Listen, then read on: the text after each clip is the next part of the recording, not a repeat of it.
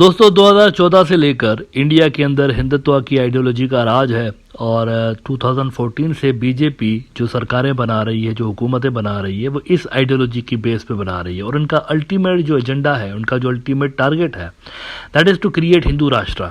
अब ये कोई इल्ज़ामात नहीं है, तकरीबन हर दूसरे तीसरे दिन आप टॉप के बीजेपी और आरएसएस के जो नेता हैं उनके मुंह से हिंदू राष्ट्र और अखंड इंडिया और इस तरह की चीज़ें सुनते रहते हैं। इस प्रोग्राम के अंदर भी हमने कई मरतबा इस इशू पे बात की हुई है। अल्टीमेट टारगेट हिंदू राष्ट्र है उनका। अब हिंदू राष्ट्र के अंदर जो नॉन हिंदू लोग हैं उनमें भी जो एक्सेप्टेंस है वो लोकल इंडिया के जो रिलीजन्स हैं उनके लोगों के लिए तो है ही, मतलब सिखों के लिए और बाकी जो लोकल यहाँ के मज़ाहब हैं, जैनिज़्म और बुद्धिज़्म, जिसके लिए हिंदुत्ववादी एक्सपर्ट समझते हैं कि ये सारे मज़ाहब इंडिया से ओरिजिनेट हुए। लेकिन क्रिश्चियंस और मुस्लिम्स के लिए हिंदू राष्ट्र के अंदर कोई जगह नहीं है। इनको मलीच कंसीडर किया जाता है हिंदुत्ववादी एक्सपर्ट्स की जानिब से। मलीच का मतलब है नापाक, तो इनको वो कंसीडर किया जाता है। तो वो कहते हैं इनके लिए कोई जगह नहीं, यहाँ पर इनके लिए दो ऑप्शंस होंगे, या तो कन्वर्ट हो जाइए या तो निकल जाइए यहाँ से। अब ये बहुत ही डेंजरस किस्म की जाहिर सी बात है, डिजाइन है, और अगर इनको इम्प्लीमेंट करने की कोशिश की जाएगी तो सिविल वॉर तो क्रिएट होगी ही इंडिया के अंदर, पूरा रीजन भी डिस्टेबलाइज होगा। इंटरेस्टिंगली इस इतने बड़े तारीखी फ्रॉड के ऊपर और इस इतनी बड़ी इंटेलेक्चुअल दहशतगर्दी के ऊपर इंडिया के जो बहुत सारे एक्सपर्ट्स हैं वो आपको बात करते हुए नजर नहीं आते।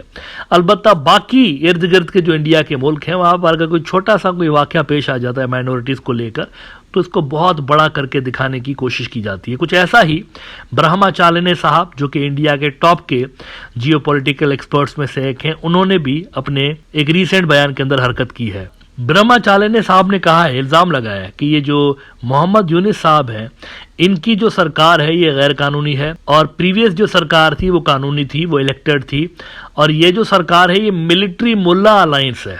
उन्होंने इल्ज़ाम लगाया इसके ऊपर कि ये मिलिट्री मुल्ला अलायंस है। वैसे नॉर्मली ये जो टर्म है ये पाकिस्तान के लिए इंडियन एक्सपर्ट्स इस्तेमाल करते रहे, मिलिट्री मुल्ला अलायंस। पाकिस्तान के अंदर बहुत सारी मजहबी जमातें ऐसी हैं जो कि फ्रीक्वेंटली हुकूमतों का हिस्सा रही हैं, रिलीजियस जमातें, और उनके फिर मिलिट्री के साथ भी टाइज कहा जाता है कि अच्छे हैं। तो इस हवाले से इन्होंने एक टर्म इजाद किया था इंडियन एक्सपर्ट्स ने, मिलिट्री मुल्ला अलायंस। अब वही टर्म उठा के तो बांग्लादेश के ऊपर भी फिक्स करने की कोशिश की जा रही है। तो चालिने साहब ने कहा कि यूनिस साहब की जो सरकार है that is military mullah alliance, और उन्होंने कहा कि ये जो अब सेक्युलरिज्म ख़त्म करके और इस्लामिक रूल की तरफ जाने की बातें की जा रही हैं, ये बहुत ही खतरनाक चीज़ है और ऐसा बिल्कुल नहीं होना चाहिए। इससे बांग्लादेश के अंदर जो माइनॉरिटीज हैं उनके ऊपर नेगेटिव असर पड़ेगा। अब उन्होंने एग्जैक्टली क्या कहा है, पहले जरा उनके अल्फाज देख लेते हैं, उसके बाद आगे बात करते हैं। ब्रह्माचार्य ने कहता है कि under the military mullah rule in Bangladesh with Yunus serving as the regime's nominal head, the country has become citadel of violent Islamists. Now, the Attorney General has told the High Court that the regime wants the reference to secularism in the Constitution deleted. ये कल मैंने बात की थी इस पे, बांग्लादेश की जो अटॉर्नी जनरल हैं उन्होंने बात की थी कि हमें सेक्युलरिज्म की जगह पर इस्लामी कॉन्स्टिट्यूशन बनाने की जरूरत है, तो इस पे ये क्रिटिसाइज कर रहे हैं बेसिकली। आगे कहते हैं, in keeping with the unelected regime's ongoing effort to unravel Bangladesh's pluralist and syncretic traditions, the Attorney General argued that secularism does not reflect the realities of a nation where 90% of the population is Muslim. Now, यहाँ पर दो तीन questions हैं ब्रह्माचार्य साहब के लिए जिस पे आई होप वो रोशनी डालेंगे आगे कहीं। उन्होंने कहा कि ये अनइलेक्टेड गवर्नमेंट है, तो मेरा सवाल इनसे ये है कि क्या शेख हसीना इलेक्टेड थी? कौन सा इलेक्शन था ये जो पिछला इलेक्शन हुआ या उससे पिछला इलेक्शन हुआ? वहाँ पर तो मुल्क की जो दूसरे तीसरे नंबर की पार्टियां थी, बड़ी पार्टियां, अगर मैं अज्यूम कर लूँ इंडिया की ये थ्योरी कि अवामी लीग सबसे बड़ी पार्टी है, तो उसके बाद की जो पार्टियां हैं दूसरे तीसरे नंबर पर वो तो थी नहीं उन इलेक्शंस के अंदर। तो कौन से इलेक्शंस थे वो? और करवाए भी शेख हसीना ने खुद ही ब्यूरोक्रेट्स अपॉइंट करती थी, कौन से पोस्ट पे कौन सा बंदा रहेगा वो भी खुद ही डिसाइड करती थी। तो ये तो छोड़ दीजिए ना बात कि ये अनइलेक्टेड है, पिछले वाले भी अनइलेक्टेड ही थे, असल में वो कोई इलेक्टेड नहीं थे, रिजल्ट पहले से डिसाइडेड होता था, एक फॉर्म फिलिंग की एक्सरसाइज होती थी। ये बेसलेस किस्म का एक आर्ग्यूमेंट है अनइलेक्टेड वाला या इलेक्टेड वाला। और दूसरी बात इन्होंने की कि ये सेक्युलरिज्म को क्यों हटा रहे हैं, तो यहाँ पर इस्लामी जो कॉन्स्टिट्यूशन है वो क्यों बना रहे हैं। तो सवाल यहाँ पर ये पैदा होता है कि कभी इन्होंने हिंदू राष्ट्र के ऊपर बात की, رولنگ پارٹی کے لوگ انڈیا میں جو ہندو راشٹرا کرتے رہتے ہیں، تو انڈین مائنورٹیز کیا آپ کو کبھی یاد آئی ہیں؟ ان کے لیے بات کرنا پہلے آپ کا فرض بنتا ہے نا، پہلا فرض آپ کا یہی ہے کہ انڈیا کی مائنورٹیز کے اوپر آپ بات کریں، پہلا آپ کا آبجیکٹیو یہی ہونا چاہیے. آپ اس کو زیادہ ہائی لائٹ نہیں کرتے، آپ کی نظر جو ہے نا یہاں پر ہے کہ نہیں دیکھو بنگلہ دیش کی مائنورٹی. ہندو راشٹرا کے اندر تو جو دیگر مائنورٹیز ہیں ان کا کیا اسٹیٹس ہے، یہ میں نے آپ کو پروگرام کے شروع میں بتا دیا. ملیچ، مسلم بھی ملیچ تو کرسچن بھی ملیچ، جو ابراہمک ریلیجن سے ملیچ ہے، آؤٹ سائڈرز، ناپاک.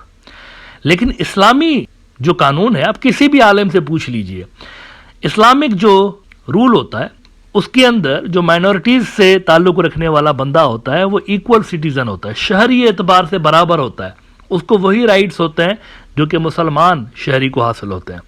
صرف ایک چیز کے اوپر آپ کو زیادہ تنقید کرتے ہوئے نظر آتے ہیں کرٹکس کے، یہ جزیہ لیتے ہیں نان مسلم سے. مسلمان جو ہیں اگر کوئی ریاست بناتے ہیں تو وہ جزیہ لیتے ہیں، لیکن جزیہ کیا ہے؟ It's a tax.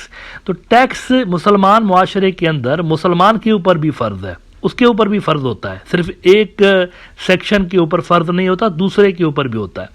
تو مسلم اگر ٹیکس بھرے تو ڈونٹ یو تھنک کہ نان مسلم کو بھی کنٹریبیوٹ کرنا چاہیے، کیونکہ اس کا بھی ایکول اگر رائٹ ہے اسپتال کے اوپر، اسکول کے اوپر، روڈ کے اوپر، تو obviously اس کو کنٹریبیوٹ کرنا چاہیے. دس از جزیہ بیسیکلی.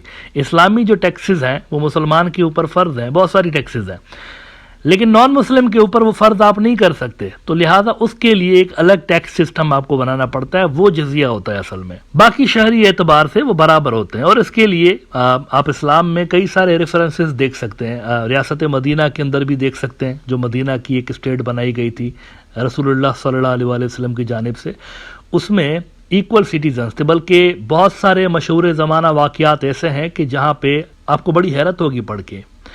ایک جوئش عام سٹیزن تھا، اس نے کیس کر دیا تھا مسلمانوں کے خلیفہ کے اوپر، خلفائے راشدین کے زمانے کا واقعہ ہے، ان کے اوپر کیس کر دیا تھا اور وہ کیس جیت گیا تھا. Look at the level of legal system in Islamic state. یعنی ایک عام آدمی جو کہ مائنورٹی کمیونٹی سے تعلق رکھتا ہے، وہ اٹھتا ہے ہیڈ آف دا اسٹیٹ کے اوپر کیس کرتا ہے اور وہ کیس جیت جاتا ہے. لہذا آئیڈیل جو اسلامی ریاستیں ہوتی ہیں، اسلامی معاشرے ہوتے ہیں، اس میں یہ ہوتا ہے مائنورٹیز کو رائٹس حاصل ہوتے ہیں، ایکول رائٹس حاصل ہوتا ہے. لہذا آئی ڈونٹ نو کہ اس میں اتنی زیادہ آپتی کیوں ہے کہ جی اسلامی معاشرہ بنا رہے ہیں تو اسلامی کانسٹیٹیوشن لے کر آ رہے ہیں. آئی ڈونٹ نو اس میں اتنا ڈرنے کی کیا بات ہے، یا اس کو اتنا زیادہ نیگیٹو انداز میں پورٹری کرنے کی کیا ضرورت ہے. بنگلہ دیش کا کانسٹیٹیوشن اسلامی بنتا ہے یا نہیں بنتا، اس سے زیادہ انڈین ایکسپرٹس کو اس چیز پہ دھیان دینا چاہیے کہ ان کا ملک سیکولر رہے گا یا نہیں رہے گا. مطلب وہاں پر بھی دیکھیں نا، ہندو راشٹر اگر بنے گا تو سیکولرزم تو گیا، زبردست ہو گیا. تو وہاں پر زیادہ دھیان دینے کی ضرورت ہے آئی تھنک.